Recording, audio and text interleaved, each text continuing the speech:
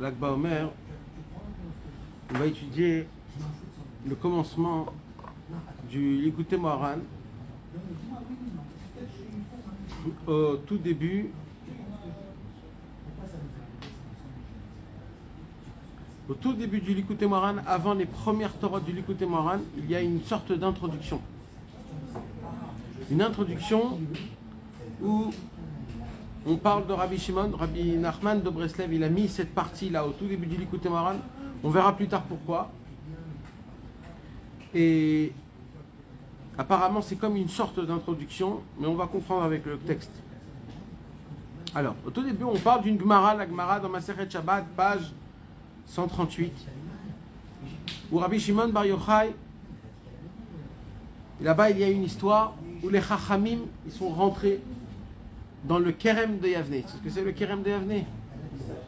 Le Kerem de Yavne, c'était une assemblée à l'époque qui était pas loin ici, à Yavne, où il y avait Rabban Gamliel. Et pourquoi ils sont allés à Yavne? À l'époque, ils étaient à Jérusalem. Parce qu'à Jérusalem, il y avait la destruction du temple. Et c'était très problématique. Les Romains avaient réussi à prendre dans leurs mains, mamash, tout le judaïsme, les lois, ils sont rentrés dans tous les inyanim. Et les Chachamim, ils ont vu que ce n'est plus possible. Alors qu'est-ce qu'ils ont fait les Chachamim? Ils sont partis habiter à Yavne, dans le sud d'Eretz Israël. Là-bas aussi, il y avait une grande yeshiva de Rabban Gamliel, le petit-fils de Hillel Hazaken. Et quand ils se sont assis tous dans le Kerem de Yavne, ils étaient là-bas tous les tzadikim de l'époque de la génération. Et là-bas, ils se sont assis en posant une très grande question. La grande question qu'ils se sont posées, c'est qu'est-ce qui va rester du peuple? Est-ce que Béhémet, il y aura une fin à tous les problèmes? Est-ce que la Torah, elle va rester gagnante toute la vie? Ou alors, Chas v'Shalom, il y aura une pensée que, malheureusement, la Torah, elle va être oubliée, ou alors elle va être modifiée, ou alors elle va être, je ne sais pas, changée avec, avec tout ce qui a se passé, surtout les Romains. Les Romains, eux, ils n'avaient pas de problème que les Juifs, ils étudient la Torah, ils avaient juste un problème, c'est qu'ils étudient que la Torah. Quand on dit Tarbout Yavan, on parle de quoi? La Grèce, ça c'était une autre histoire. Les Romains, hein, la Grèce c'était une autre histoire, et les Romains c'était une autre histoire. La Grèce, ils ont développé tout ce qui est extérieur. Le sport, les façons de comment on fait des choses. Les Romains, eux, ils se sont mis à la sagesse. Comme ils se sont mis complètement à la sagesse, à essayer d'expliquer chaque chose, essayer de faire comprendre pourquoi Kadosh Baruch Hu, il a créé les choses, de connaître chaque chose, c'est quoi son but. Et c'est comme ça qu'ils ont essayé de rentrer dans les sortes de sagesse. C'est un malek en personne. Hein? Un malek en personne. Alors on dit que c'était la plus grave au monde, c'était la clipa la plus grande au monde, que jusqu'à aujourd'hui elle a une clipa qui malheureusement on la vit jusqu'à aujourd'hui. Et les Romains, comme ils étaient très forts, ils ont vu les Chachamim en réalité que Béhémet, ils sont rentrés dans la Torah, ils ont changé la Torah. Ils ont changé mamash complètement la Torah. Et là les Chachamim, quand ils sont partis de cette assemblée, ils ont posé une très grande question, une question réelle. Est-ce que la Torah va tenir jusqu'à la fin des temps? Mais cette question, c'est une question qui est énorme, parce que cette question, c'est notre question à nous. Cette question, c'est une question qu'on doit tous se poser. Est-ce que la Torah, un jour, elle va rester comme elle est, ou alors elle va changer? Moi, que je suis rempli de ta'avot, et que j'ai des problèmes de parnassa, et de mariage, et de problèmes, etc. Avec tout ce qui se passe, est-ce que peut-être je modifie un petit peu la Torah? À ma façon, à ma manière? Moshe, tu peux m'amener de l'eau, s'il te plaît? C'est ça la question. C'est est-ce que je modifie la Torah avec mes problèmes? Parce qu'on aime avoir raison, on aime comprendre tout.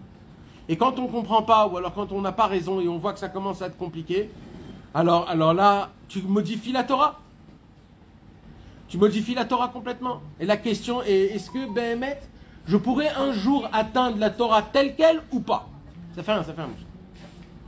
C'est ça la grande question. Et cette question, normalement, on doit tous l'entendre, on doit tous la poser comme question, parce que ça fait très peur. Si les Chachamim, ils ont posé cette question, c'est qu'il y a une possibilité d'un homme de pouvoir, soi-disant, rester dans la Torah, mais d'être complètement à l'opposé de la Torah. Complètement opposé à la Torah. Et ça fait très peur. Alors, Donne un petit exemple d'être opposé à la Torah. alors, on va donner un petit exemple à être opposé à la Torah. Être dans la Torah et être opposé. Ouais. On va donner un petit exemple.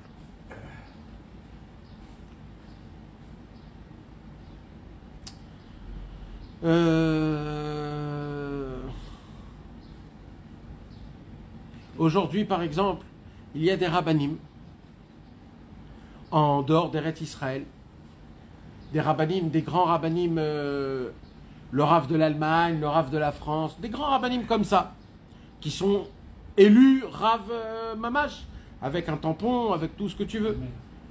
Et eux, ils peuvent te trouver des choses, te donner des cachérisations, ou de prendre des choses qui sont normalement interdites ici en Israël, en te prouvant que c'est d'après la Torah, que c'est d'après... Dans la cacheroute, hein, je parle dans la cacheroute, ça peut être dans des choses... ils te donnent un éther de se marier avec un tel, ou alors de faire de ne pas monter en Eretz Israël. De pas monter en Eretz Israël, par exemple. Voilà, tu as donné une bonne... Il y a des rabbinim aujourd'hui qui disent qu'il faut rester en Eretz Israël, en Chutz Laaretz, et ils vont te le prouver. Qu'est-ce qui va en être du judaïsme en Chutz Laaretz? Qu'est-ce qu'ils vont faire les juifs? C'est quoi qu'ils vont manger? Comment? Alors nous, on reste là. Maintenant, eux, ils peuvent te prouver comment c'est écrit d'après dans la Torah. Mais en vérité, c'est faux. En vérité, la place d'un juif, c'est qu'en Eretz Israël. Maintenant, comment c'est possible qu'un rave comme ça, il peut se tromper d'un point qui est tellement fondamental jusqu'à à faire tourner une grande partie du peuple? Il a compris dans sa lecture, peut-être. Alors, je vais t'expliquer quelque chose, Philippe, et écoute-moi bien. La Torah, elle a un sens, un seul. Il y a un chemin. Le chemin de la Torah, c'est une route. Une route bien goudrée, tout nickel comme il faut. Ça s'appelle en hébreu Al Derech HaMelech. Comme un roi. D'accord? Chemin royal. Le chemin, il est simple. Parce que la Torah, elle est écrite, les Chachamim d'à l'époque ont expliqué les bases, comment étudier la Torah. Donc, quand un homme, il ne sait pas comprendre la Torah d'après ce que les sages nous ont compris, cet homme-là, il ne peut pas dire « moi je l'ai compris autrement ». Il n'y a pas autrement. Il y a un chemin pour tout le monde. Un chemin pour tout le monde. Parce que si c'est pas comme ça, qu'est-ce qui va se passer? Chacun il va faire ce qu'il veut. Alors c'est pas... Mais ce que j'ai pensé comme ça par rapport à ce que tu disais, c'est que lui, il a compris ça peut-être. C'est son niveau à lui, peut-être qu'il... C'est pour ça qu'il dit ça aux autres. Alors, dans les bases de la Torah, une question aussi fondamentale que ça, elle est trop simple qu'un juif il doit rester en Eretz Israël. C'est vraiment de se tromper et de penser complètement à l'envers pour arriver à une chose pareille. Je vais te dire ce qu'il dit Rabbi Nachman, écoute bien comment c'est important. Il dit Rabbi Nachman, Dieu nous a mis la tête au-dessus du corps pour que la tête puisse mener le corps. Mais c'est quand que ça devient grave, quand le ventre, il domine le corps. C'est là que ça devient très grave. C'est quoi le ventre? Mes envies, mes plaisirs, mon honneur,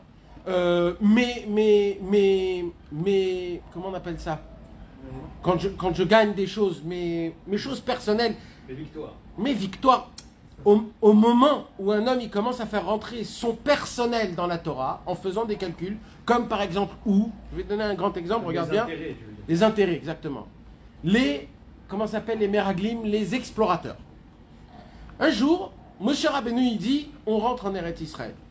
Top niveau, on rentre en Eretz Israël. Et là, il y en a qui sont venus. Ils ont dit, Moshe, on ne connaît pas encore Eretz Israël. Peut-être t'envoies des explorateurs, on voit comment ça se passe, si c'est bon, si c'est ok, si c'est pas ok. Au moment où ils ont proposé ça, Akadosh Baruch Hu, il a été très touché. Ça l'a, Ne'elav, comment on dit Ne'elav? Ça l'a blessé Hachem. Je vous donne un cadeau. Et vous allez voir si c'est vivable, si c'est pas vivable. C'est vous qui allez juger. Alors, Hachem, il a dit, je me tais. Et il dit à Moshe, t'as envie, tu les envoies. Moi, je veux même pas répondre à ça. Moshe, il dit, partez. Il envoie 12 explorateurs. Un de chaque tribu. 2 de eux, Yehoshua ben Nun et Caleb ben Yefoune, il les appelle, Moshe, et il leur dit, je vous bénis, que vous allez voir que le bien d'Eretz Israël. Et ils sont tous passés, ils sont allés, ils sont revenus, et ils ont dit du Lachon Hara sur Eretz Israël, que Dieu nous en préserve, sauf les 2, Yehoshua ben Nun, Caleb ben Yefoune. Ce jour-là, c'était quand ils sont revenus? Le 9 Av, Tisha B'Av.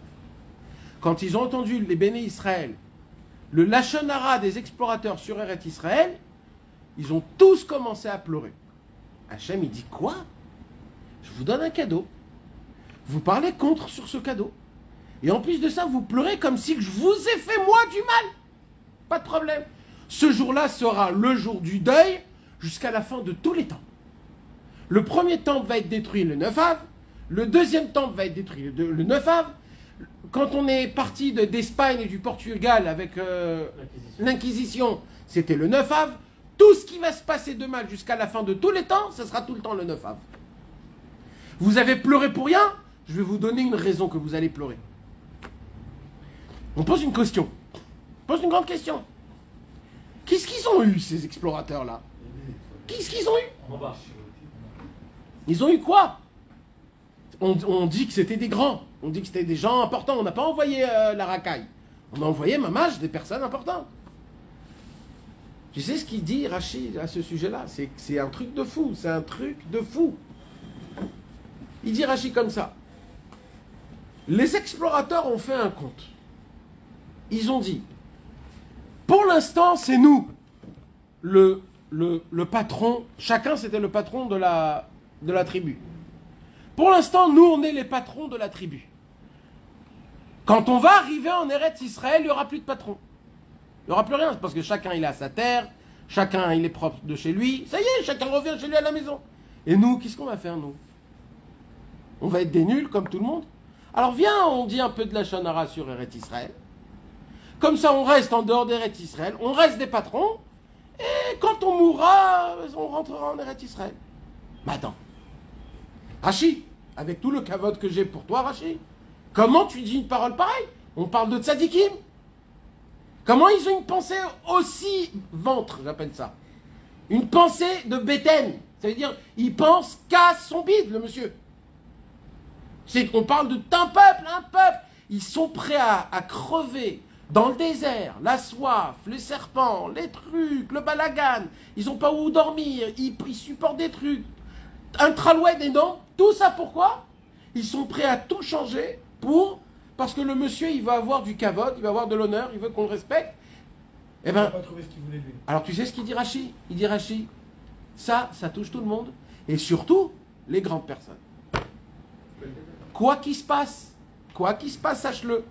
Il y a un truc que même les plus grands au monde tombent dans ça. Ça, c'est comme ça. C'est le kavod, l'honneur. L'honneur, le fait que je veux diriger, je veux qu'on m'écoute, je veux que je donne un conseil, on applique mon conseil. Je veux qu'on ne pose pas des questions sur ce que je dis. Je veux que ce que je dis, vous le prenez, vous vous annulez à moi. Tout homme, il a en lui ça en pourcentage. Quand tu deviens un homme important, réellement, ça grandit avec toi. Tu veux encore qu'on t'écoute, tu veux encore plus qu'on... Et plus tu grandis dans la Torah, encore plus tu veux que tu sois écouté. Parce que toi, tu te dis, mais moi, je vous dis la Torah, moi, je vous dis ce que... Donc, pourquoi vous ne m'écoutez pas? Et ça, c'est un réel problème. C'est un vrai problème. Donc, tu vois que même un rave qui est grand, avec la Torah, il peut se tromper complètement dans le chemin de la Torah. Pour son honneur, pour son ventre, pour ses trucs personnels. Comment on appelle ça? Les intérêts personnels. Mais quel intérêt il aurait de dire ah oui, d'accord. Parce que si on monte... en France ou ailleurs, il reste ici. Oui, moi je suis patron ici, donc restez, moi j'ai ma paye. Vous partez, moi qu'est-ce que je vais faire? Où je vais aller? Le Vadaï. On a un ami ici, il y en a un ami ici, que c'était un rave en France. C'était un rave en France, le monsieur. Il est monté en Israël, il croyait qu'il pouvait continuer à être rave en Israël. Mais il a vite compris que c'est pas du tout le même niveau en Israël. Pour être arabe, c'est un niveau. Alors lui, il s'est dit, je peux rien faire. Il est devenu boulanger, le monsieur. Boulanger. C'était en réalité son vrai travail. Nahon, Eret Israël lui a fait recadrer. Lui, il était dans un shaker, il était dans un mensonge. Il vivait dans un film. Il était complètement perdu, le monsieur. Il se croyait, monsieur le rabbin, etc. Mais c'est pas ça. C'est monsieur le rabbin pour eux là-bas. Ouais. Mais le vrai, c'est quoi le vrai, on a dit? C'est où qu'un juif il pousse, on a dit? On a dit qu'un juif, c'est une plante. Si tu prends un cactus et tu le mets en Sibérie, le cactus il crève. Tu peux tout faire ce que tu veux. Un juif, il pousse en Eretz Israël. Tu trouves vraiment ta vie, la chose que tu es venu dans ce monde-ci.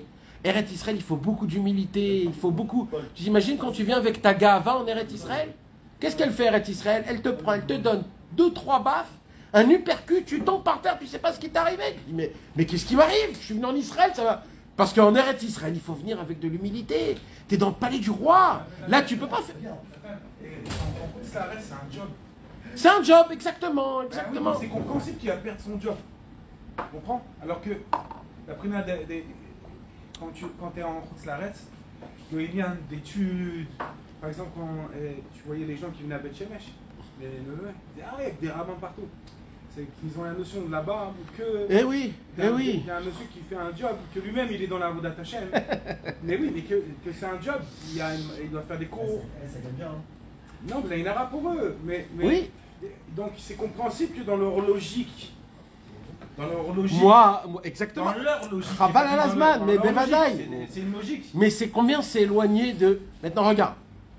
Les Chachamim, Beth Amikdash, le deuxième Beth Amikdash a été détruit. Le deuxième temple, où malheureusement, il y avait beaucoup de problèmes dans le deuxième temple a été détruit. Ce qui restait d'Akadosh Baruch Hu, c'était le temple. Maintenant, même le temple, on l'a perdu. Les Chachamim, ils sont affolés. Parce que les Chachamim, ils savent que la construction du temple ne va pas être aussi vite comme le premier et le deuxième. La différence entre le premier et le deuxième temple, c'était 70 ans. Maintenant, eux, ils savaient qu'après le deuxième temple, on ne va pas reconstruire le temple. Après le deuxième temple, ça sera fini.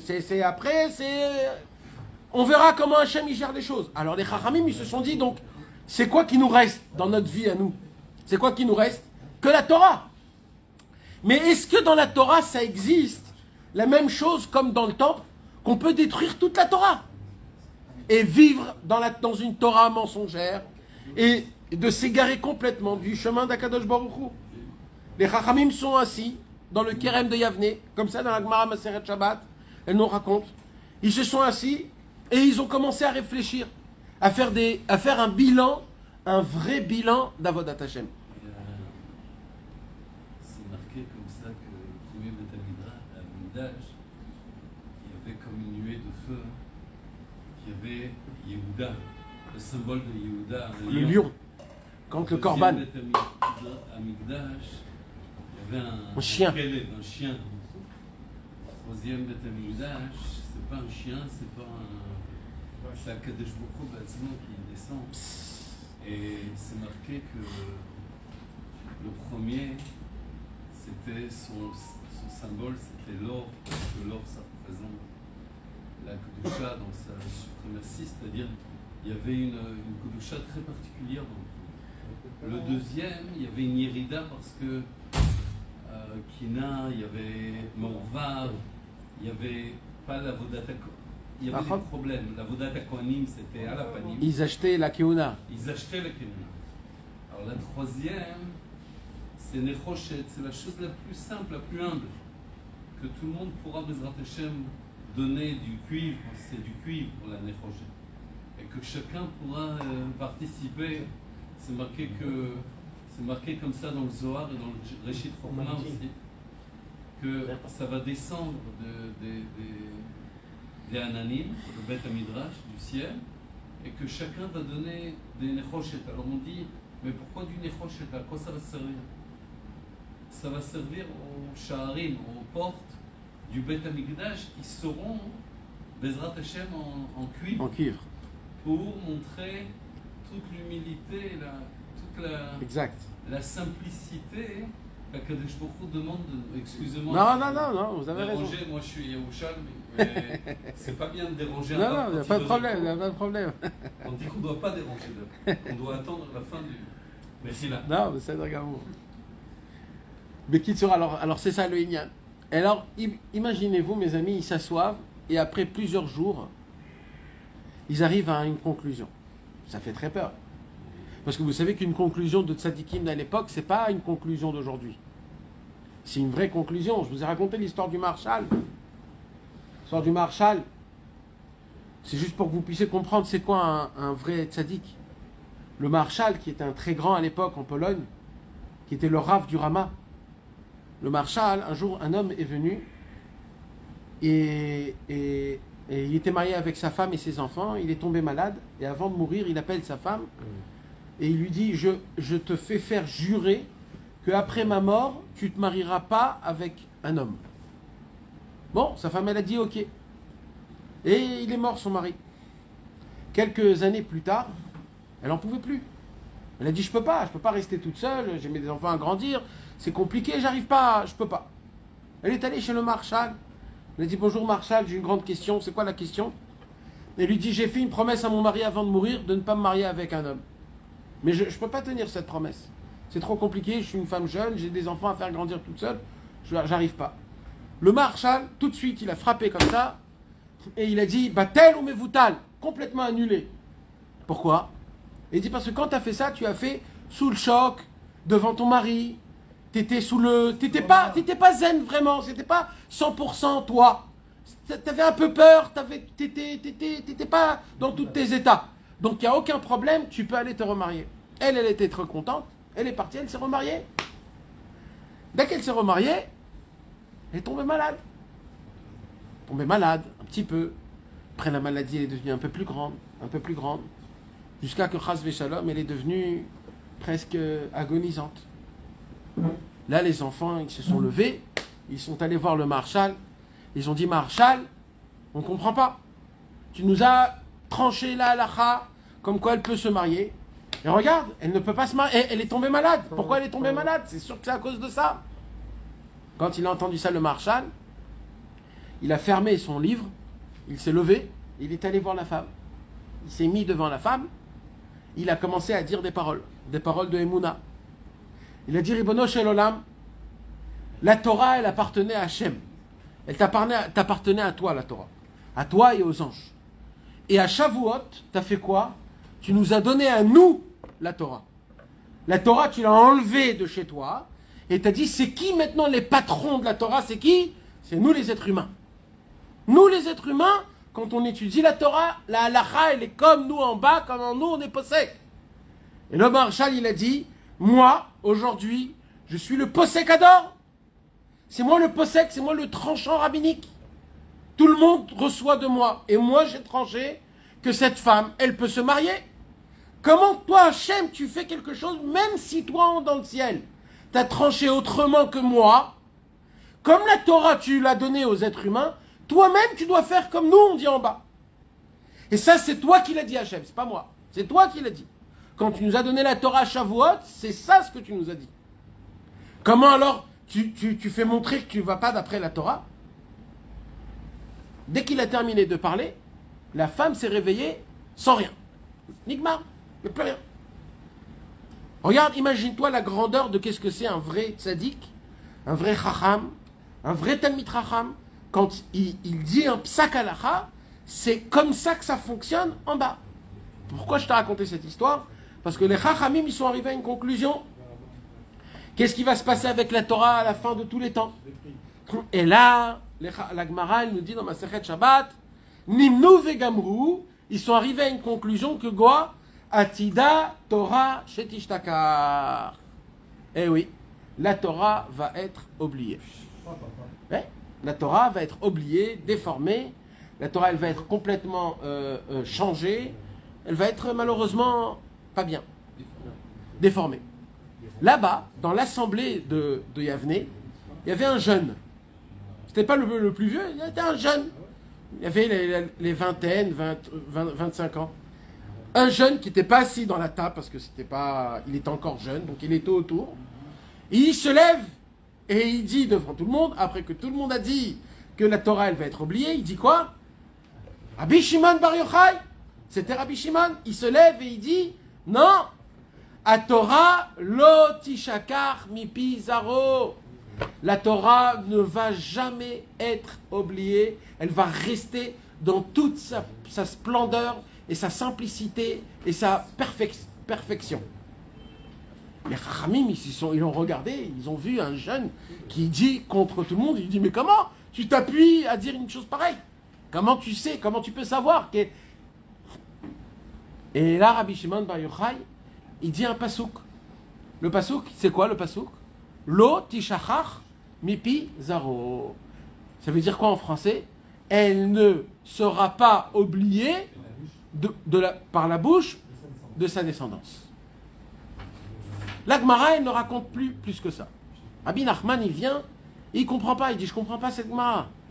Comment Rabbi Shimon Bar Yochai, il dit autrement des autres? Comment Rabbi Shimon Bar Yochai, il peut s'avancer dessus? Comment on peut dire des psukim ou des choses? Comment Rabbi Shimon Bar Yochai, il a pu oser parler devant des grandes têtes, des grandes montagnes comme cela? Alors, en vérité, là, dans la question, venez, on essaye de rentrer en approfondissant réellement de quoi il parlait. Parce qu'on ne parle pas juste. Est-ce que la Torah, elle va être oubliée? Oui, non, un il dit oui, un il dit non, terminé. C'est pas ça qu'on parle. On parle de beaucoup plus fort que ça. Comme je vous ai dit, mes amis, en fait, cette question, on doit la poser nous tous. Est-ce qu'il y a une possibilité, chas v'shalom, que je puisse déformer ma Torah?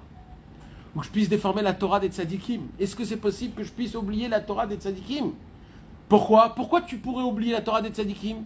D'abord par les fautes, par ce monde, par le mensonge, par la ga'ava qu'il y a dans le monde en entier, le fait que malheureusement il y a écrit qu'à la fin de tous les temps, il n'y aura pas Mishnah Broura, Halakha Broura, il n'y aura pas une Halakha parfaite, une Mishnah parfaite, tout sera tout le temps avec des marloquettes, un tel il dit, etc., etc. Alors, apparemment, est-ce que Béhémet, la Torah, elle peut changer? Eh bien, la Gemara, elle dit, vous voulez savoir la réponse?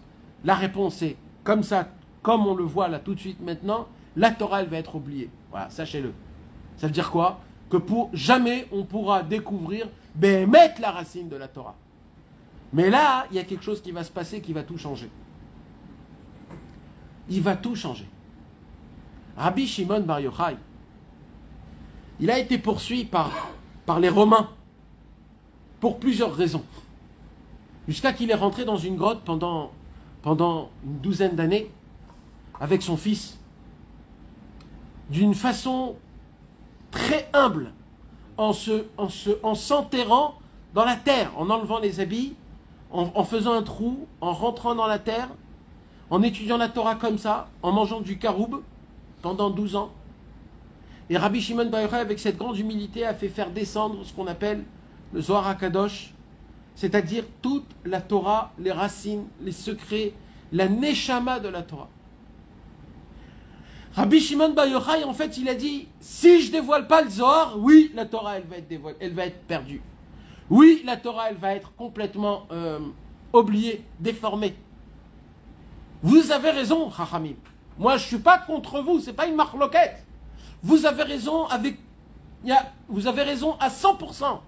Si chas v'shalom, on laisse tomber de cette manière-là la Torah, on ne pourra plus la reconnaître comme elle était. Mais moi, je vais changer toute l'histoire. Comment je vais changer l'histoire? Je vais dévoiler la neshama de la Torah.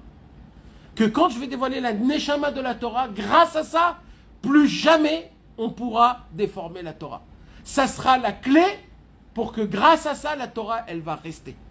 Ça veut dire que la Torah en elle-même, les niglot à Torah, que Dieu nous en préserve, on aurait pu, chas v'shalom, la perdre complètement, ne pas connaître la sagesse de la Torah du tout.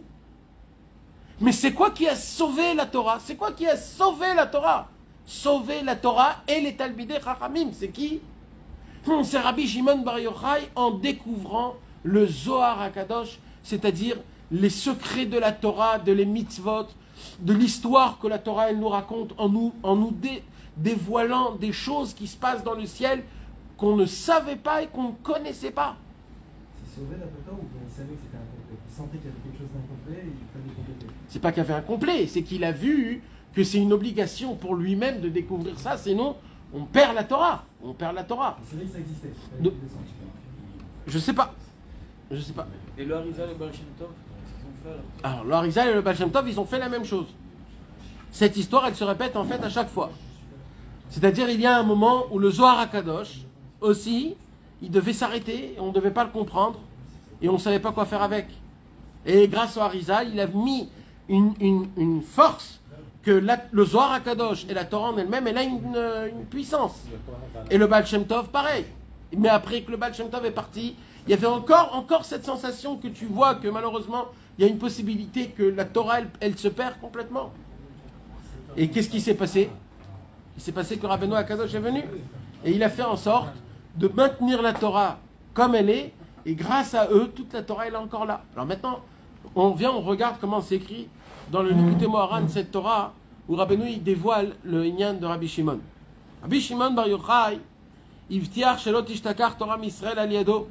Rabbi Shimon Bar Yochai a promis que la Torah, elle ne sera pas oubliée grâce à lui.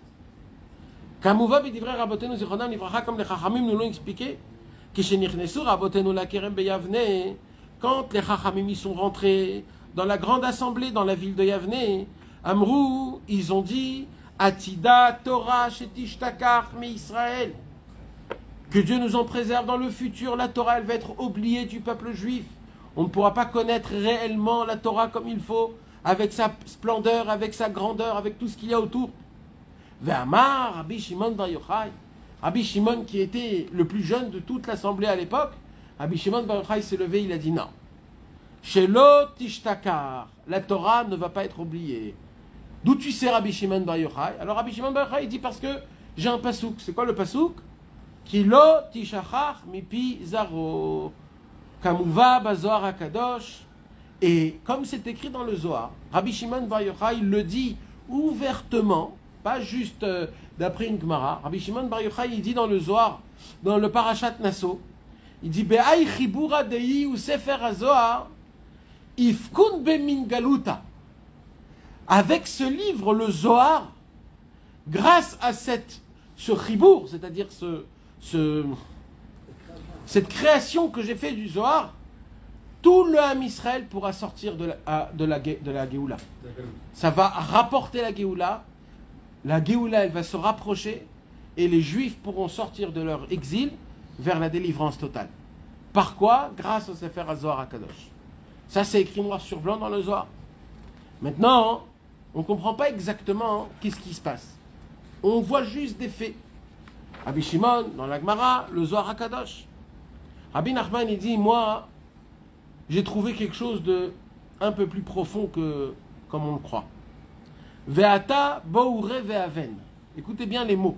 Les mots ici, il y a écrit Ve'ata, c'est maintenant. Maintenant. Ve'ata, ça veut dire aujourd'hui. Aujourd'hui quoi? Aujourd'hui qu'il y a la Torah, aujourd'hui qu'il y a Rabbi Shimon Bar Yochai, aujourd'hui qu'il y a le Sefer HaZohar HaKadosh, d'une certaine façon, la question se pose aujourd'hui aussi, comme ce que tu as posé comme question. C'est quoi? Est-ce qu'il y a une possibilité aujourd'hui de pouvoir aussi prendre, Chas v'Shalom, même le Zohar et de faire avec ce que j'ai envie de faire? Comme on peut voir, par exemple, il y a des gens et des goy aujourd'hui qui étudient le Zohar et la Kabbalah en parlant des choses qui sont très élevées, que toi, si tu les entends, tu comprends rien. Mais tu te dis, mais comment ils connaissent autant de Zohar?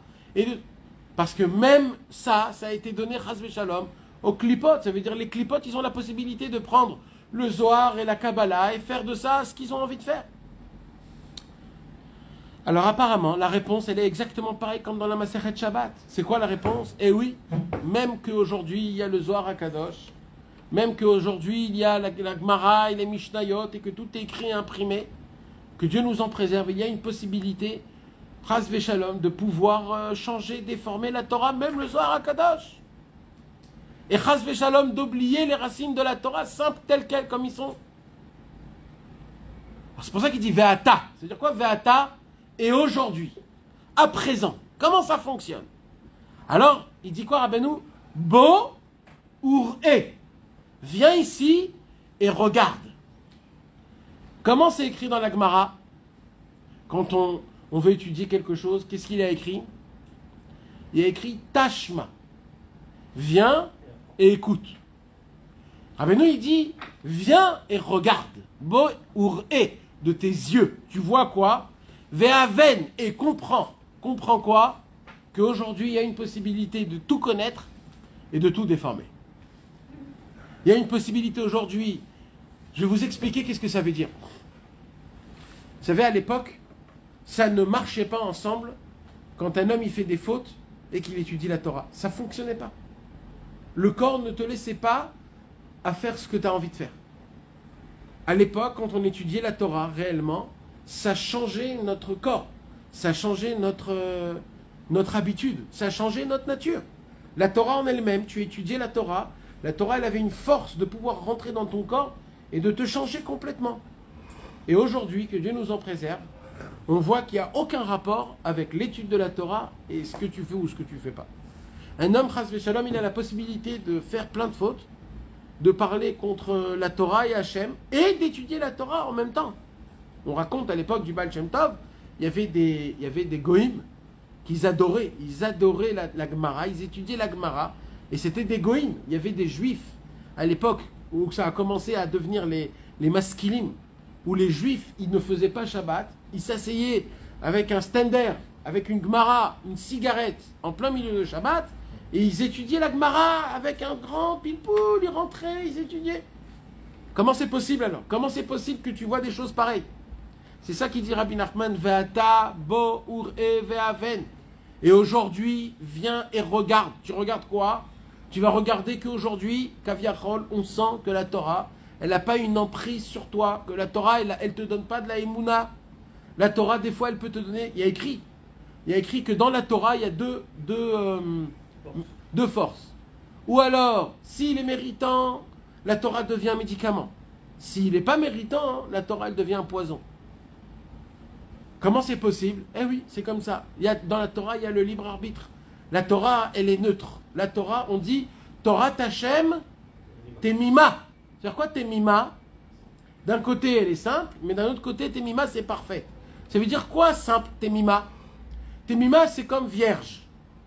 Ça veut dire quoi qu'il se passe la Torah, personne encore a goûté la Torah. Personne au monde a encore goûté la Torah. Elle est Temima, elle est parfaite. C'est comme un gâteau.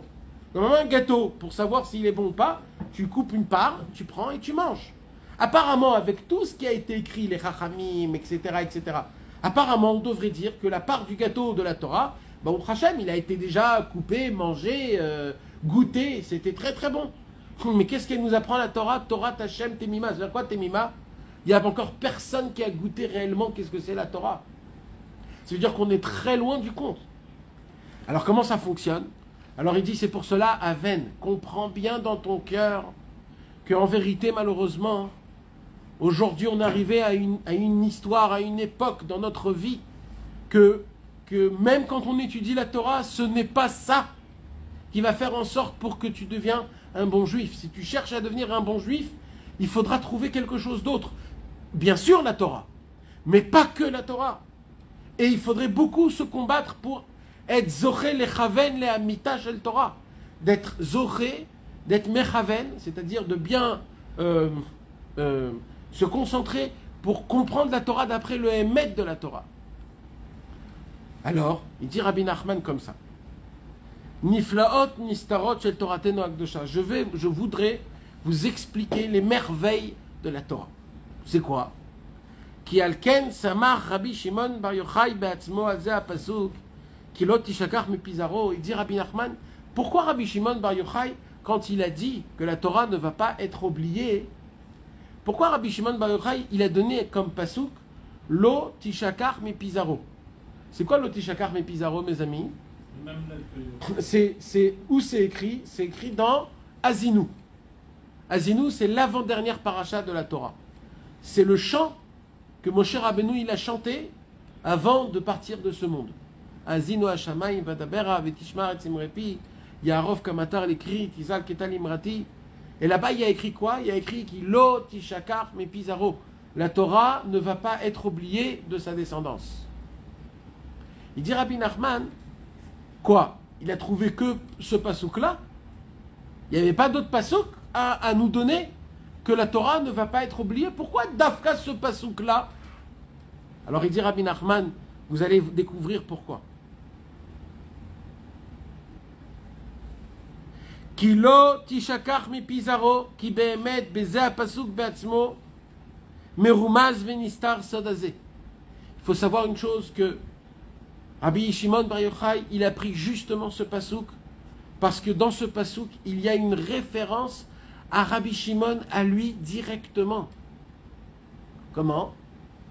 Il dit Rabbi Nachman, qui sofetevot shel ze apasuk, quand tu prends les initiales du pasouk Lo Tishakar Mi Pizarro, les initiales, hein, les dernières lettres, c'est-à-dire Lo, on prend quelle lettre?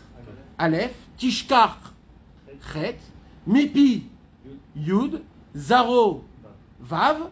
Quand tu prends ces lettres-là, la fin de chaque lettre, ça sort quoi? Yochai. C'est quoi Yochai? C'est le père de Rabbi Shimon. Rabbi Shimon Bar Yochai. Dans le mot Lo Tishakar Mi Pizarro, ça veut dire la Torah ne va pas être oubliée de la descendance. De la descendance de qui? De Yochai. C'est qui la descendance de Yochai? Rabbi Shimon. C'est pour ça que Rabbi Shimon, il s'est levé et qu'il a dit Lo Tishakar Mi Pizarro, Chachamim. Vous avez raison. La Torah, elle va être oubliée. Mais, moi, dans la Torah, on a réfléchi à moi. On a regardé dans le monde futur que je viendrai dans ce monde et je dévoilerai une Torah où cette Torah, elle va montrer combien Kadosh Baruch Hu, il est grand, combien Kadosh Baruch Hu, il est rempli. Et moi, je vais le faire. Et c'est moi, l'enfant de Yochai, Rabbi Shimon. Ils ont pris la parole. Hein? Ils ont accepté la parole, ils ont pris. C'est pas écrit dans la Gemara. C'est pas écrit dans la Gemara. Mais apparemment, s'ils n'ont rien dit, c'est que ça a été reçu. Mais ça, c'est un chidouche que Rabbeinu il donne, que c'est ça la raison pour laquelle Rabbi Shimon Bar Yochai a dévoilé justement ce pasouk-là. Veze shemeramez umegale apasuk kilo tishkach mipizaro daika ainu mipizaro shel ze beatzmo shu merumaz venistar beze apasuk shehu atana Yochai. Yochai était un très grand tzaddik comme son père. Yochai, c'était un tana. Vous savez qu'un tana, il pouvait arrêter le soleil et faire revivre un mort quand il voulait. Et Yochai était un tana. Et Rabbi Shimon, le fils de Yochai, c'était un tzaddik où dans la Torah, on a été écrit son nom, Lo Tishakar Mi Pizarro, et on voit que les dernières lettres de Lo Tishakar Mi Pizarro, c'est quoi Zaro? De sa descendance. La descendance de qui? De Yochai. C'est qui la descendance de Yochai? C'est Rabbi Shimon. Qui a l'idée Zaro chez Yochai, grâce à la descendance de Yochai. Chez Merumaz Beza Pasuk, qu'il est allusionné dans ce Pasuk qu'on vient de dire. Mais Sofot et votre canal, chez Rabbi Shimon Bar Yochai, Aliado, grâce à lui, Lo Tishachach HaTorah, grâce à lui, la Torah ne va pas être oubliée. Qui bezoar da ifkud min galuta, parce que grâce au Zohar que Rabbi Shimon Bar Yochai a dévoilé, grâce à la neshama de la Torah, grâce au secret de la Torah, grâce à ça la Torah, même orale, simple, elle ne va pas être complètement oubliée. Et il dit Rabbi Nachman, il dit ça s'arrête pas là. Il dit Veda, sache quoi? Chez Sod Rabbi Shimon Be'atzmo, le secret de Rabbi Shimon, il est encore plus haut. Ou merumaz bepasuk acher. Rabbi Shimon, lui, l'explication de qui est Rabbi Shimon, il est merumaz dans un autre pasuk. Dans quel pasuk Rabbi Shimon il est merumaz? Da, qui a Tana Kadosh Rabbi Shimon. Ce fameux Tana Rabbi Shimon, ou Bechinat, lui, il est d'un autre niveau, d'un pasuk dans Daniel, où il y a écrit quoi? Ir vekadish min shmaya nachit. Daniel, il a dévoilé des prophéties, c'est le seul des prophètes qui a prophété en dehors d'Eretz Israël. Normalement, les prophètes, ils pouvaient prophétiser que en Eretz Israël. Mais il y avait les derniers prophètes, les derniers, Hanania, Michel, Azaria, Daniel et Nehemia, et un petit peu Ezra Sofer. C'était eux des prophètes qui ont eu le mérite de recevoir une prophétie en dehors de Eretz Israël. C'est la raison pour laquelle leurs prophéties, ils sont tout en araméen. Très compliqué à comprendre, très compliqué à découvrir. Daniel, un jour, il voit qu'il y a un ange énorme qui descend au plus bas des abîmes dans ce monde et qui fait un tremblement de terre et qui, grâce à ça, il met un vent de vitalité dans le monde en entier. Comme ça, il voit dans une prophétie. Un très grand oiseau, un ange, un oiseau, qui descend dans ce monde d'une très grande vitesse et que, en descendant dans ce monde, fait un tremblement de terre, que ce tremblement de terre, il fait quoi? Il amène un vent de vitalité dans le monde en entier qui fait réveiller les morts, qui fait plein de belles choses. Comment c'est écrit ça dans Daniel? Comment c'est écrit? Ir ve-Kadish, c'est quoi Ir? Ir, en araméen, c'est un oiseau. Kadish, c'est un oiseau sacré. C'est quoi un oiseau sacré? C'est un ange. Ir ve-Kadish, min shmaya, du ciel, nachit, il descend. D'accord? Alors il dit, Rabbi Nachman, il dit comme ça. Quand tu prends les initiales de Ir ve-Kadish, min shmaya, nachit, venez, on prend les initiales. Ir, c'est quoi? Ain. Ve-Kadish, var. Min, mem. Shmaya, nachit, nun. Quand tu prends toutes les lettres et tu les mets en bon, ça sort Shimon. C'est qui ce fameux Daniel, quand il a vu cet ange qui descend dans le ciel et qui vient ici avec une très grande fureur et qui fait un tremblement de terre et qui donne une vitalité dans le monde en entier? C'est qui? C'est Rabbi Shimon. Donc il y a un pasouk pour Yochai, il y a un pasouk pour Rabbi Shimon. C'est quoi la différence entre les deux pasouks? C'est que dans un pasouk, les initiales, ils sont à la fin, et dans un pasouk, les initiales, ils sont au début. Yochai, on a dit, c'est tous les sofotevot, c'est-à-dire les dernières lettres. Par contre, les initiales de Rabbi Shimon, c'est le siman en premier. Pourquoi cette différence-là? Parce que dans chaque chose, il y a une explication. Dans chaque chose, on apprend quelque chose de ça. C'est quoi Sofotevot? Sofotevot, c'est comme on parlait de la fin de tous les temps et on devait prouver que Rabbi Shimon Bar Yochai devait prouver que la Torah elle ne va pas être oubliée. Alors qu'est-ce qui s'est passé? Il a dû dévoiler un pasouk où c'est les Sofotevot. Parce que c'est quoi les Sofotevot en hébreu? C'est du mot sof. C'est quoi sof?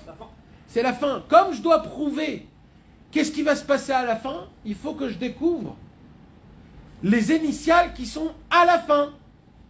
D'accord? Donc c'est pour ça qu'on a trouvé le Yochai à la fin. Mais là, les nouveaux Rachetevot que Rabbeinu il a dévoilé sur Rabbi Shimon, c'est des Rachetevot qui sont au début. Ce chidouche là des Rachetevot, c'est que Rabbeinu qui l'a donné? Ouais. C'est un chidouche que de Rabbeinu. Parce que tout le monde le dit aujourd'hui, genre comme si... Bon, le premier, c'est Rabbeinu qui l'a dévoilé. Le premier. Maintenant, c'est quoi la question? Ils sont au début... Alors, pourquoi c'est au début Rabbi Shimon? Parce que là, Rabbeinu, il veut dévoiler un secret, un nouveau secret. C'est qu'il y a un nouveau Rabbi Shimon. C'est pour ça que c'est les premières lettres. Cet ange-là qui descend en bas, c'était pas le Rabbi Shimon de son époque. Ça, on a déjà expliqué, c'est le pasouk Lotishakach mi Pizarro. Mais il y a un autre Rabbi Shimon qui est descendu dans ce monde, qui a fait le même travail que Rabbi Shimon à l'époque. C'est-à-dire, il y avait une assemblée dans le ciel, où tous les tzadikim se sont assis. Rabbi Shimon Bar Yochai, le Harizal, le Baal Shem Tov, tous les tzadikim, le Maral de Prague, Rabbi Meir Balanès, ils se sont assis dans le ciel, et ils ont fait une conclusion qu'avec le manque d'émouna qu'il y a dans ce monde, avec les ta'avot, les passions qu'il y a dans ce monde, avec tous les problèmes qu'il y a dans ce monde, on a une possibilité, chas v'shalom, de tomber, de pouvoir déformer la Torah, même le Zohar HaKadosh. Et qu'est-ce qu'il dit Rabbi Shimon, Rabbi Nachman de Breslev? Il dit, ne vous inquiétez pas les frères. Pourquoi? Parce que Rabbi Shimon, il va redescendre une deuxième fois. Et cette fois-ci, ça sera une toute nouvelle fois où Rabbi Shimon va redescendre. Il va redévoiler une nouvelle fois des secrets énormes basés sur le Zohar HaKadosh, sur la Kabbalah, sur la Torah Kedosha, sur la chassidut du Baal Shem Tov.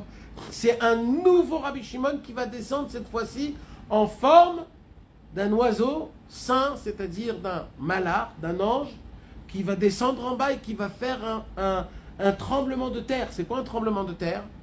C'est que la terre n'est pas prête à recevoir cette puissance. C'est que les personnes qui sont sur cette terre ne pourront pas recevoir cette lumière. Mais ça va donner un vent de vitalité. Et pourquoi? Et qu'est-ce qu'il dit? Et c'est comme ça que ça s'arrête ici, la Torah. Maintenant, pourquoi il nous dit ça, Rabbeinu Akadosh? Rabbeinu, il veut faire une allusion. Rabbi Nachman, il veut faire une allusion que lui fait partie de la Neshama de Rabbi Shimon Bar Yochai. C'est pour ça, si vous prenez la numérologie de Rabbi Nachman ben Simcha, c'est exactement 1 pour 1 la numérologie, la gematria de Rabbi Shimon ben Yochai. Un après l'autre. Ça veut dire quoi? Si Rabbi Nachman, il a mis cette Torah-là, qui est au tout début du Likutei Moharan, au tout début, elle ne fait pas partie du Likutei Moharan, elle est avant le Likutei Moharan. Et Rabbeinu, il a dévoilé cette Torah. Vous savez quand il a dévoilé cette Torah, Rabbeinu? Il a dévoilé cette Torah le 5 Iyar. Il a dévoilé le jour de Yom HaAtzmaut, quand sa maison de la ville de Breslev a brûlé complètement, et qu'on lui dit que toute ta maison elle a brûlé, il reste plus rien à faire. Alors là, un élève est venu chez Rabbi Nachman, il lui a dit: Rabbi Nachman, on t'a trouvé une maison à Ouman, tu peux venir habiter à Ouman. Quand Rabbi Nachman il a entendu ça, il a fait ses bagages, il est monté dans la calèche, et dans le chemin de la calèche, Rabbi Nachman a dévoilé plusieurs Torotes. Et une des Torotes qu'il a dévoilées, c'est la Torah de Rabbi Shimon Bar Yochai, où il a compris qu'en vérité, il a un lien énorme avec Rabbi Shimon Bar Yochai, plus que tous les autres tzadikim. Mamash, le lien. Et c'est pour cela que Rabbi Nachman, il dit, c'est pas pour rien que je vous ai fait montrer ici ce que Rabbi Shimon Bar Yochai, il a dit sur son Sefer HaZohar. Qu'est-ce qu'il a dit sur le Sefer HaZohar, Rabbi Shimon Bar Yochai? Que grâce au Zohar, le monde sortira de l'exil vers la liberté, vers la Géoula parfaite.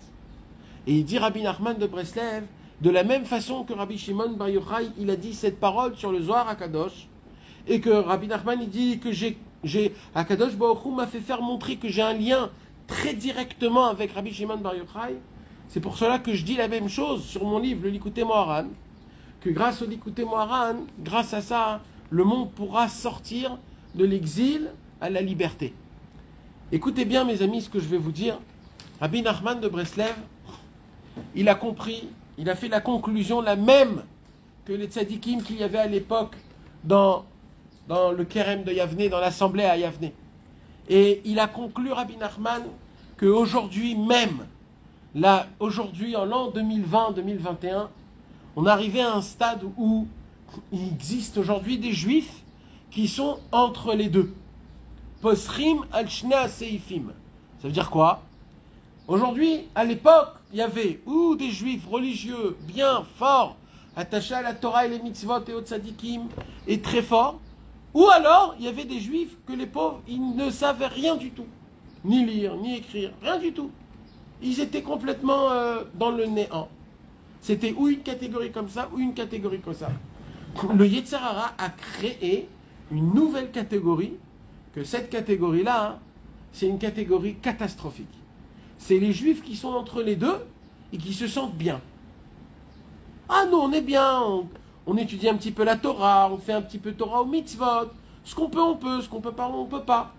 Maintenant, il y a des gens que eux, ils n'arrivent pas, ils veulent mais ils n'arrivent pas. Je ne parle pas de eux. Je parle de qui? Je parle des gens que de base, ils se disent, moi je suis très bien comme ça, moi j'ai pas besoin de me lever la nuit Hatzot, j'ai pas besoin d'aller au mikvé, j'ai pas besoin de parler avec Hachem. Moi, je vais à la synagogue, je fais ce que je dois faire, et puis c'est tout, laissez-moi tranquille. Ça, c'est un homme, d'une certaine façon, qui veut essayer d'avoir les deux tables en même temps, de manger dans deux mariages en même temps. Vous savez que quand un homme il va dans un mariage, alors il a deux mariages dans le même jour, il faut qu'il choisisse dans quel mariage il peut y aller. Il ne peut pas être dans le même moment, dans les deux mariages, goûter les deux plats, danser dans les deux salles. Il faut que tu choisisses où tu es. Et le Yetzer Hara, il a formalisé un concept qui est nouveau, ça fait 50 ans, où on n'est pas obligé d'être tzadikim et on n'est pas obligé d'être complètement néant dans la Torah. Alors on va créer un système de juifs qui va être un petit peu dans le Gehinom et un petit peu dans le Gan Eden. C'est tout. Et ça, c'est la catastrophe la plus grande au monde. Pourquoi? Parce que quand un homme il est là-bas, il se dit, bah moi je fais rien de mal. Moi je suis très bien comme ça. J'ai ce monde-ci, j'ai le monde futur, il n'y a pas de problème. Mais la réalité, vous savez, c'est quoi la réalité? La réalité, c'est tant que tu n'as pas compris que ce monde-ci, c'est un monde qui t'éloigne d'Hachem. Il t'éloigne d'Hachem, ce monde. Ce monde va te prouver que tu n'as pas besoin de Dieu. Ce monde va te prouver qu'en criant, en disant des gros mots, en s'énervant, en parlant avec un peu d'argent, tu peux être le patron du monde. Ce monde-là, il va t'apprendre que si tu mens, tu réussis. Ce monde-là, il va t'apprendre que quand tu fais des combines, tu auras de la parnassa. Et là, tu te dis, mais voilà, alors je peux faire ça d'un côté, d'un autre côté, je vais faire mon Dafayomi, je vais faire mon Limoud Moussa, je vais étudier mon petit Likoutei Moharan. C'est comme ça qu'on apprend la Torah Hein? C'est exactement comme ça. Quand un homme, il veut donner une explication à cet avot, d'accord? On va te donner un petit exemple. Dans le Shulchan Aruch, la première halakha du Shulchan Aruch, il y a écrit, un homme, il est obligé de réfléchir et de se rappeler du Beth Amikdash qui a été détruit. C'est une halakha. C'est une halakha, c'est écrit dans la halakha. Tous les jours, tu dois avoir une pensée pour le Beth Amikdash. Et là, halakha, elle te dit, c'est quand le meilleur temps pour ça? C'est de se lever la nuit, quand tout le monde dort, où le monde, il est éteint. Et là, ta tête, elle n'avance pas comme dans la journée.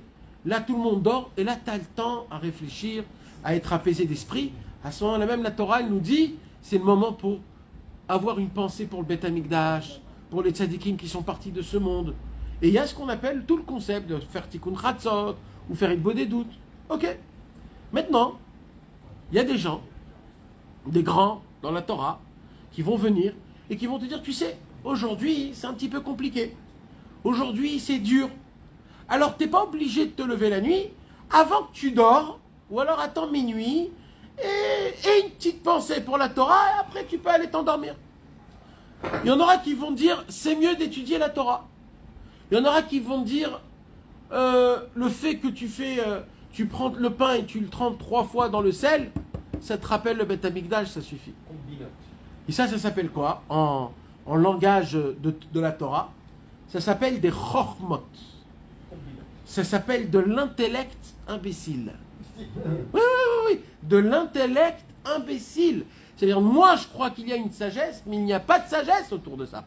C'est de l'imbécilité. Tu sais ce que c'est? Hein? Non, ça, c'est une halakha, une autre. C'est pour la même raison, mais c'est une autre chose. Mais il y a des gens qui viennent et qui vont dire, quand tu fais ça, le reste, t'as pas besoin. T'as pas besoin de te lever, Hatzot. Je crois que c'est des gens qui le rendent comme ça. Oui, moi, ils rentrent d'un chizou qu'une halakha. Ils rentrent d'un chizou, bon, déjà fais ça, c'est bien, comme tu vas y arriver. Déjà fais ça, et bientôt tu pourras arriver à ça, ou ainsi de suite. Mais eux, ils oublient tout le inyan du but. Et au lieu de passer du chizou, ils n'ont pas un médecin. Comme si c'était devenu, c'est ça la halakha. Je fais ça, je me lève comme ça. Nahon.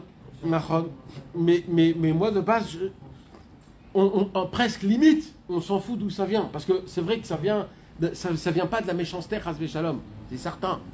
Mais c'est de ça que les Chachamim y parlaient. Les Chachamim parlaient de quoi? Que la galoute, elle va être tellement difficile qu'on va déformer la Torah. On va se perdre. Et Rabbi Shimon, il dit, même que la galoute, elle va être compliquée, alors on ne va pas déformer la Torah. Pourquoi? Parce que le travail... Alors, attends, on n'est pas encore arrivé là. Attends, on n'est pas encore arrivé là. Parce que le travail de Rabbi Shimon, c'est quoi? C'est de donner, de renforcer une émouna tellement grande, tellement puissante, tellement forte, que là, ça va rester. Mais la Torah, elle n'est pas terminée. S'il te plaît. Ça veut dire que la Torah, là, il y a 2 points, mais en vérité, la Torah, elle continue. Et comment elle continue, la Torah? Après qu'on a dévoilé le secret de Yochai, on a dit c'est quoi? C'est le Sofotevot de Lotishachar Mepizarro. Après qu'on a dévoilé le secret de Rabbi Shimon Bar Yochai, que c'est quoi Rabbi Shimon? Ir vekadish min shmaya anachit. Maintenant, on va dévoiler un nouveau secret que Rabbi Nachman il va dévoiler. et que ce n'est pas juste un travail de trouver des initiales ou des rachetés votes, parce que ça, aujourd'hui, il y a un programme dans l'ordinateur où tu mets ton nom, tu peux découvrir les initiales de ce que tu as envie. Mais vadaï que là, Rabbeinu Akadosh, il a découvert un secret, et ce n'est pas pour rien. Il dit Ve'arshav, aujourd'hui, maintenant, actuellement, tu veux savoir c'est quoi l'actualité? Je vais te dévoiler c'est quoi l'actualité. Ve'arshav, yesh nachal novea mekor chorma. Aujourd'hui, il y a un fleuve jaillissant, source de sagesse. Nachal novea mekor chorma. Quand tu prends les initiales de Nachal novea mekor chorma, ça fait Nachman. Venez, on prend la racine du pasouk. D'où il vient le pasouk? Le pasouk, il vient de Mishlé. Dans Mishlé, Shlomo Amelech, il a dit quelque chose de puissant. Chaval al-Azman. Qu'est-ce qu'il a dit? Alors je vais vous le lire. Dans Mishlé, il y a écrit comme ça. Maïm Amukim, il y a de l'eau profonde, d'ivrei pi, qui sort de la bouche d'un homme, d'ivrei pi ish, d'un homme, Nachal novea mekor chorma. Donc j'explique. Il y a de l'eau très profonde. C'est quoi de l'eau profonde? C'est un puits. C'est un puits. C'est pas un fleuve. Le fleuve, c'est quoi? Le fleuve, c'est pas un puits. Le fleuve, c'est quand il sort des profondeurs où il y a trop d'eau que tu as fait sortir du puits. Alors grâce à ça, de ça, il y a un fleuve. D'accord? Alors, mais au début, c'est quoi? C'est de l'eau profonde dans un puits. Il dit Rabbi Nachman, il a dévoilé Rabbi Nachman qu'en vérité, il y a quelque chose de très fort. C'est qu'il y a une seule possibilité qu'on puisse tenir dans ce monde en appliquant la Torah, en se renforçant dans la Emouna, malgré tout ce qui m'arrive dans ma vie. Comment? Si tu me dis la Torah, c'est faux. Tu sais pourquoi? Pas Chas v'Shalom parce que la Torah, c'est faux. Parce que moi, je suis tellement un abruti que même avec ce que je sais, ce qu'il a écrit dans la Torah, j'arrive pas à obtenir ce qu'il a écrit dans la Torah. J'arrive pas. Alors Rabbi Nachman, il a dit, nous, qu'est-ce qu'on va faire? On va faire quelque chose de nouveau. On va essayer de découvrir des conseils. Comment appliquer la Torah? Des conseils. La Torah, on n'arrive pas à l'appliquer, pas de problème. Maintenant, ce qu'on va faire, c'est d'essayer de donner des conseils pour appliquer la Torah. Il dit Rabbi Nachman, la Torah, elle est référence à quoi? À l'eau. La Torah, c'est l'eau. Quand il y a écrit ici, Maïm Amukim, l'eau profonde d'un puits, on parle de quoi? On parle de la sagesse de la Torah, mais c'est quoi profonde? La profondeur de la Torah. Non. Parce que comment on décrit la grandeur de la Torah? La grande mer. La mer, elle est tellement grande, Yama Chorma, c'est comme ça qu'on décrit la grandeur de la Torah. Mais la profondeur de la Torah, c'est quoi? La compréhension. Non. Le conseil. Dans la Torah même, il se cache des conseils. Comment faire quand tu n'arrives pas à appliquer la Torah? Que quand tu fais ce conseil, ça te donne la force et l'envie d'appliquer la Torah. En vérité, on n'a besoin que d'une seule chose en vérité. C'est d'avoir le vrai bon conseil. C'est que ça qu'on a besoin. Parce que dans tout ce qu'il y a écrit, la Torah, tout ce que la Torah elle a écrit, c'est quoi mon vrai problème? C'est que j'arrive pas à l'appliquer, mais si tu me donnes la possibilité de le faire, je le fais. D'accord ou pas? Vous connaissez, vous, quelqu'un qui veut pas faire la Torah? Mais je veux pas faire la Torah parce que c'est compliqué. Mais si tu me donnes le conseil, la clé de comment l'appliquer, ça, je le fais tout de suite. Par exemple, Rabbeinu, il me dit, il faut se lever Chatzot la nuit. Moi, je fais le compte, je vois que Chatzot, c'est à 1h30. Je fais le calcul, je me dis, oh là là, comment c'est compliqué ce truc-là. Je pourrais pas, moi, me lever à 1h30. Moi, je peux pas. C'est compliqué. Je vais aller dormir à minuit. Et ça se peut qu'à 1h, à 1h15, je vais m'endormir. À 1h30, pile poil, je pourrais pas. Et même si je reste réveillé, je vais être pile poil à 1h30. Normalement, dans un jour normal, je vais être bien éveillé. Aujourd'hui, parce qu'il faut faire Khatsat, je vais être complètement... Alors, maintenant, moi je dis, Rabbeinu, donne-moi un petit conseil, s'il te plaît. Comment je peux faire pour que je puisse, par exemple, me réveiller Khatsat? Comment je peux essayer? Alors, il dit, Rabbeinu, tu veux te lever Khatsat? Je vais te donner un conseil. Il dit Rabbi Nachman comme ça. Quand un homme, dans sa propre vie, du jour en jour, il fait le bilan de soi-même et il voit que dans soi-même, il est rempli de points négatifs. Il est rempli de points noirs. Je fais mal ça, je fais mal ça, je suis un hypocrite dans ça, j'arrive pas à être bien dans ça. Et le monsieur, il se dit, oh là là là là, mais c'est très grave, je suis mal partout. J'ai plein de mauvaises choses qui sont autour de moi. C'est hyper compliqué, comment je vais faire Hachem? Il dit Rabbi Nachman, quand à ce moment-là même, tu fais un break, et tu te dis maintenant je ne regarde plus aucun point négatif de moi. Je vais maintenant me focaliser que dans les points positifs. Que dans les points positifs. Je vais tout jeter les points négatifs. Tout. Alors, tu recommences dans la journée. Qu'est-ce que j'ai fait de bien aujourd'hui? Et là, tu essayes de chercher, tu cherches, et tu ne trouves pas. Parce que tu te regardes comme un naze. Mais tu dis, mais ça se peut pas. C'est sûr qu'il y a quelque chose de bien en moi. Et là, tu essayes de regarder encore, et encore. Et là, tu dis, ah, ce matin à la Macolette, il y avait une petite femme qui avait trop de sacs. Et je l'ai aidé à porter un petit sac. Où il y avait une petite pomme qui est tombée, je l'ai relevée, je lui ai donné. Ou alors j'ai dit bonjour, j'ai dit un bon Boker Tov à un voisin avec un sourire. Et ce sourire-là lui a fait quelque chose de bien. J'ai appelé mon père et ma mère, je lui ai dit comment ça va papa, ça va bien. Comment ça va maman? Tu as fait un... C'est quand même quelque chose de bien, c'est une mitzvah de Horaïta. Alors il dit Rabbeinu, au moment où un homme il va jeter tous les points négatifs, il va regarder que les points positifs, ça s'appelle Chatzot Laila. Comment?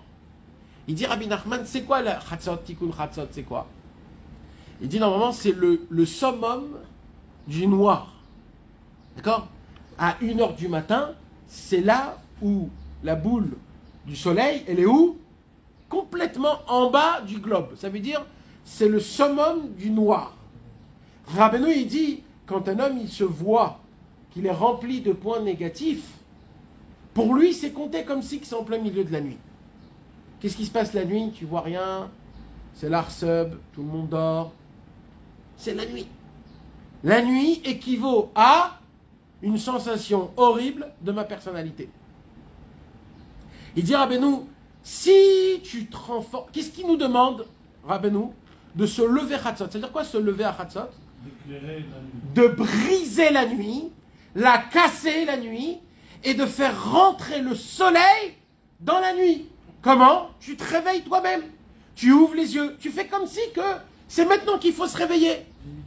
Il est 8h du matin, en fait il est 1h30. Et là tu vas découvrir quoi quand tu vas sortir dehors? Tu vas pas découvrir le ciel qui est tout noir. Tu sais d'un coup qu'est-ce que tu vas voir? Tu vas découvrir toutes les étoiles. Tu vas découvrir plein de petits points blancs. C'est quoi les petits points blancs? C'est des points positifs. C'est vrai que le ciel en gros il est tout noir. Je suis rempli de fautes et de mal choses. Mais quand je regarde bien le ciel noir, je découvre d'un coup que le ciel est rempli de petites lumières blanches. Rempli. Et c'est ça la beauté. Il dit Rabbeinu, quand un homme, il se juge du bon côté et qu'il ne regarde pas les points négatifs, il a une ségoula qui va se lever à Chatzot Laila. Vous comprenez? C'est ça le chidouche de Rabbeinu Akadosh. Le chidouche de Rabbeinu, c'est que Rabbeinu, il a compris que pour nous, actuellement, aujourd'hui, c'est compliqué d'appliquer Torah ou Mitzvot. C'est très dur. Et Rabbeinu, il a compris que comment on va appliquer Torah ou Mitzvot? En essayant de trouver des conseils. C'est ça, Maïm Amoukim. C'est quoi Maïm Amoukim? Maïm Amoukim, c'est l'eau profonde, l'eau du puits. Il dit Rabbi Nachman, vous savez d'où j'ai pris mes conseils? Vous savez d'où j'ai dévoilé ma Torah? Je ne l'ai pas trouvé ce qui était au bord du puits, ou à la mer, ou un fleuve. Pas du tout. Moi, la Torah que je vous donne, c'est de l'eau qui vient d'où? Des profondeurs les plus grandes au monde. Qui touchent quoi? La terre. Pour des gens qui ressemblent à quoi? À de la terre. Qui vivent où? Dans les profondeurs du Guéhinom. Du même endroit où vous êtes, le même endroit j'ai pris cette eau. Vous savez mes amis, c'est quoi l'eau la plus douce qui existe dans le monde? il y a 7 sortes d'eau dans le monde. 7. Il y a l'eau de la mer, du fleuve, d'un ruisseau, d'un puits, d'un mikvé, d'une source. On a dit le puits. La pluie. Ouais, mais la pluie, elle est... Ouais, je ne connais pas les noms en hébreu, en français, j'arrive pas à les... Mais il y a 7 sortes d'eau. D'accord? En premier, il y a l'eau de la mer. Qu'est-ce qui se passe dans l'eau de la mer?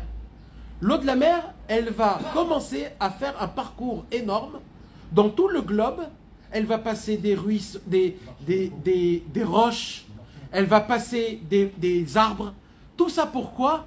Pour petit à petit enlever le salé de l'eau. Quand l'eau de la mer va passer à côté de roches, alors la pierre, elle va faire en sorte d'absorber le salé qu'il y a dans l'eau. Après, elle va aller dans les arbres. Qu'est-ce que c'est le sel? Le sel, c'est le minéral, tout le minéral. Je sais, mais c'est référencé à quoi dans la Torah, le sel? Le sel? Ouais. Après Rachet chaque aliment. Oui, mais pas dans l'eau. Dans l'eau, c'est une autre histoire. Pas dans la mer, tu vois. Le problème, c'est quoi? Est-ce qu'on peut boire l'eau de la mer? On ne peut pas boire l'eau de la mer. C'est ça que Rabbi Shimon Bar Yochai, il a dit. La Torah, elle va être oubliée. Ça veut dire quoi? Il y aura la Torah, mais elle sera amère. Elle sera amère. Plus tu bois, ça va te donner de la soif, tu vas devenir fou. Alors il faut quoi? Il dit Rabbi Nachman, Nachal Novea Mekor Chorma. Tu sais ce que je suis, moi? Moi, je suis les eaux du profondeur. Ça, c'est l'eau la plus douce qui existe au monde. C'est les eaux des profondeurs. Pourquoi? Parce qu'elle est passée partout jusqu'à la terre. La terre a lavé l'eau jusqu'à qu'il reste que l'eau la plus douce qui puisse exister.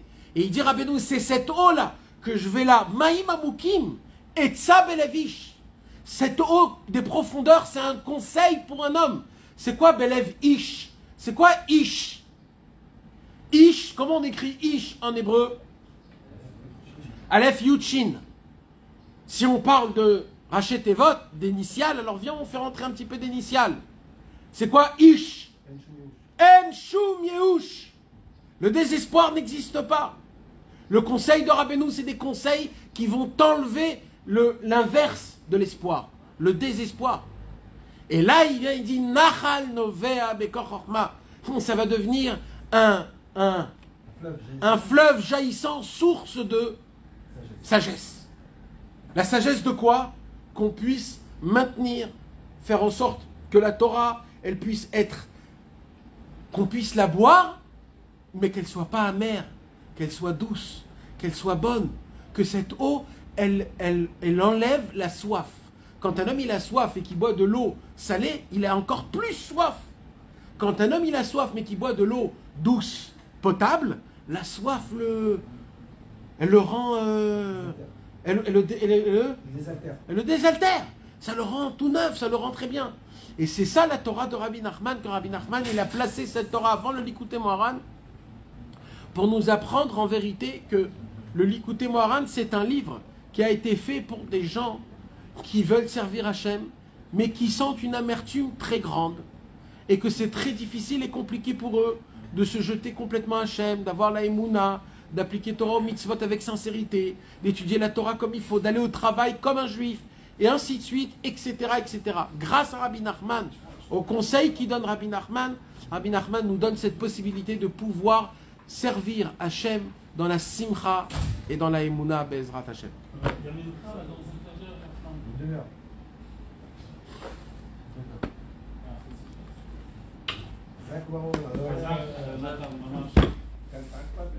Je t'ai suivi comme ça. Ce que tu m'expliquais là, les gars qui fumaient pendant le Shabbat avec le Schneider en... Vadaï. À la Knesset même, à la Knesset, il y a 50 ans, il y avait des Chavrei Knesset, que ces Chavrei Knesset là, ils allaient à Bnei Brak. Ils allaient à Bnei Brak étudier avec des Rosh Yeshiva parce qu'ils adoraient la Gemara. Mais c'était des gens complètement loin de la Torah et des mitzvot. Limite, ils nous faisaient du mal. Ils aimaient la Gemara en quoi? L'intelligence. Le Vadaï. C'est une beauté. Rien à voir avec la Torah. En fait, c'était pour une discipline. Oui. Comme les Coréens, ils étudient la Gemara. Pareil. Ils trouvent une sagesse, une discipline, une éthique, qu'ils se sont dit, bah, c'est l'endroit idéal à le faire. Alors quand tu l'entends comme ça, tu te dis, ça se peut pas. Ça se peut pas quand même. Mais oui, frérot, ça existe, mamache. Tu vas aujourd'hui à l'université, moi j'ai vu de mes yeux, tu vois des gens sans kippa, sans barbe, sans rien, avec un Likutei Moharan ouvert, et il te fait des cours de Likutei Moharan, toi-même tu te dis, mais c'est pas possible. Mais tu parles de folie, le mec il est pas du tout Shomer Torah Mitzvot. Pas du tout. Il a même pas de kippa, il parle de Rabbeinu, il a pas de kippa le monsieur. Et il te dit, Rabbeinu c'est le seul qui a parlé aujourd'hui. Mais tu te dis, mais c'est pas possible. Ben, il y a une possibilité, Chas v'Shalom, de tomber même dans un poison, même avec le Likutei Moharan. Oui. Quand tu enlèves la neshama de la Torah. Exactement. Et les Romains, pareil, c'est la même chose.